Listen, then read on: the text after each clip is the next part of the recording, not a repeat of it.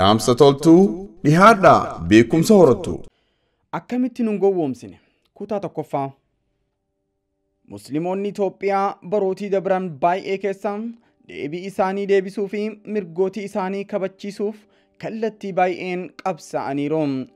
Kallattii qabsoon kun ittiin gaggeeffame keessaa muraasni aanga'oota mootummaa warra siyaasaa sadarkaa adda addaa qaamaan haasofsisuun dhiibuu fi mariisisuun furmaata barbaaduun isa tokko ture. Adeemsa kanaan wal qabatee jidduu kana barreeffama koo yoo filannoo booda ta'e maal qaba jedhuufi siyaasa naannoo filannoo jedhuun gowwoomsa irra deddeebiin mudataa ture ibsuuf yaaleera. Barreeffamootii kanaan wal qabatee namoonni gariin dinqisiifachuudhaan akkamitti kana hunda irra deddeebi'anii nu gowwoomsuu danda'an jedhanii gaafatan. Dhugaadha, gaafichis ka'uu qaba. Yoo dogoggora kee hin barin dogoggoricha irraa barachuu hin dandeessu. Yoo dogoggora kee irraa hin baranne immoo carraan karaa sanaan itti fufuu keetii guddaadha. Karaa wal fakkaataa irra deemuun ammoo galma wal fakkaataa malee galma addaatiin nama hin ga'u. Galma addaa fi bakka barbaaddu dhaqqabuuf karoolee irra deemte sakatta'uu gufuulee karaa kee irratti si mudatanii fi si mudachuu danda'an yaaduu sababaa fi bu'aa isaa hubachuu gaafata. Gowwummaa fi gaaleessummaa keessaa ba'uuf mataa keetii fi morkataa kee hordoffiidhaan beekuu fi gamaaggamuu barbaada. Gamnummaa gonfachuuf immoo adeemsa shira haxxee fi gamna jedhamanii sirritti hubatanii hordofuu barbaachisa. Dhugaadha, nuti musliimoonni bilchina siyaasaa ilaalchisee bilchina dhabuu fi hawaasa siyaasaa ta'uu caalaa garri amantummaa madaaluun rakkoo keenya isa tokko. Siyaasa irratti bilchaataa fi dammaqaa ta'uu dhabuun keenya tapha warra siyaasaa nu gochuu hin oolle. Rakkoon kun akka furamuuf tooftaalee warri siyaasaa fayyadaman kanneen akka amansiisuu, dadhabsiisuu, miidhuu, gowwoomsuu fi dhamaasuu kan hin hubadhe ilaalchisee ilaalcha dhuunfaa kootiin akka armaan gaditti isiniif qooduu yaala. Gad dhaabbannee warri siyaasaa akkamitti waggaa kana hunda nu gowwoomsan jennee gaafachuu qofa osoo hin taane amalaa fi eenyummaa keenyarraa kaanee akkamitti nu gowwoomsuu dhiisu jennee gaafachuu qabna. Tokkoffaan nuti ummata maalummaa dhimmootii fi ragaa qabatamaa isaa dhiisanii eenyummaa hirmaattotaa qofa ilaaluun dunuunfatee deeggaruu fi mormu osoo taanee jirruu akkamitti nu hin gowwoomsine. Lammaffaan aktivistii fi ummata wanti xiqqoo fi bilicicii ilaalee gammaduu fi gammachiisu taanee akkamiin nu hin gowwoomsine. Sadaffaan haala namoonni yeroo rakkoo sagalee isaanii balleeffatanii yeroo wanti gaariin argame qofa boollaa ba'anii gammachuu himuuf mul'atan baay'atanitti akkamitti nu hin gowwoomsine. Afraffaan bakka namoonni odeeffannoo waan ta'aa jiruu sirritti hin qabne waan ani jedhe fudhaa akka kootti yaada jedhanii rakkoo uuman baay'atanitti akkamitti nu hin gowwoomsine.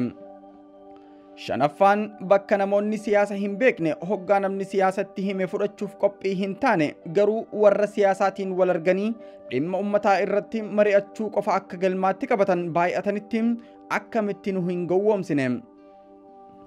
Jahaffaan rakkoo ummataa mirgi isaanii cabuu fi bilisummaa dhabuu caalaa kabajaa fi rakkoon aanga'ootaa isaan yaachisuu fi dursa kennan itti gaafatamarra taa'anii dhimma ummataa irratti akka murteessan yeroo goonu yoo humaa nutti hin dhaga'amne akkamitti nu hin gowwoomsine. Torbaffaan bakka caalimoonni mirga keessaniif falmadhaa osoo hin jedhin aanga'ootaan bulaa jedhan baay'atanitti akkamitti nu hin gowwoomsine. Saddeettaffaan maallaqa keenya dhimmoota murtaa'oo fi furtuu ta'an caalaa waan dhaabbataa fi itti fufaa hin taanetti baasuutti dabuun bakka baay'atanitti akkamiin nu hin gowwoomsine.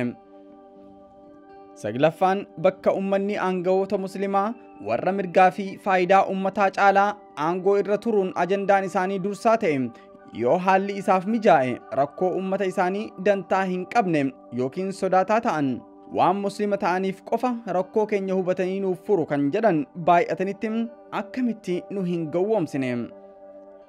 Kurnaffaan bakka namoonni sadarkaa hundattuu ga'ee fi gumaacha ofii hin bahatin rakkoo furuuf qabsaa'uu fi namni biraa akka raawwatuuf eegan baay'atanitti akkamitti nu hin gowwoomsine. Kudha tokkoffaan bakka namoonni yeroo rakkoo fi muddamaa yaada furmaataa ummataaf maddisiisee kallattii agarsiisuun osoo irraa eeggamu sagalee isaanii balleessanii turanii yeroo nageenyaa dhufanii anatu jira jedhan baay'atanitti akkamitti nu hin gowwoomsine. Kudha lammaffaan nuti ummata rakkoo keenya fuulduratti mariin hiikuuf murtii hin qabne taane akkamitti nu hin gowwoomsine. Kudha sadaffaan bakka muslimni wal dhabbii dhuunfaa bu'aa fi dhimma isaa irratti ummata bira hiriirsee fedhii isaa milkeessuuf jecha uffata amantii itti uffisu jirutti akkamitti nu hin gowwoomsine. Kudha afraffaan bakka caalimoonni daaciiwwanii fi sheekoleen waan xixiqqoo fi guddaan ummataaf riqicha ta'uu dhiisanii adda babaasan baay'atanitti akkamitti nu hin gowwoomsine. Kudha shanaffaan bakka hoggantoonni rakkoolee adda addaa tooftaan qabsaa'ee itti gaafatama baay'atu yookiin bakkicha nama hojjetuuf gadhiisuu hin feene baay'atanitti akkamitti nu hin gowwoomsine. Kudha jahaffaan silaa dhimmi biyya kooti nagalcha jennee dhaabbachuu osoo qabnu qabatamaan immoo waan biraa hunda fudhaa amantii keenya qofa nuu dhiisaa waan jennu osoo fakkaannu akkamittiin nu hin gowwoomsine. Kudha torbaffaan kaadirootaa fi saamtota marata godhatanii bara wayyaaneetii kaasanii ummata muslimaa wal nyaachisuu fi qoqqooduu irratti dahninnati irraa ergama fudhatanii bara dheeraaf ummata rukkuchiisaa fi rakkisaa turan caasaa majlisaa keessa akka turan goonee akkamittiin nu hin gowwoomsine. Nuti akkana ta'uun kanneen birootiin akka tuffatamnuu fi miidhamnu dhimma keenya keessa akka harka galfatanii fi jeeqan inumaa fedhii isaan nurraa barbaadan guutuuf osoo hin qaanfatin waan nuuf tolu filachuuf carraa isaaniif kennine. Gowwummaan nuuf hin ga'u. Akkuma Sheekh Ghazaliin jedhe diina kee tajaajiluuf ergamaa ta'uun dirqamaa miti. Gowwaa ta'uun kee isaaniif gahaa ta'e dubbiin keenya. Itti fufa. Barreessaan Ahmedin Jebel kan dubbisee isinii dhiyeesse an Hamzaa Leencaa Islaamaati. Egaa hordoftoota dhaamsa toltuu ergaa kana waliif dabarsaa waldammeessaa isiniin jechaa hamma viidiyoo biraatti wal agarruu wassalaamu alaikum nageenyaa turaa.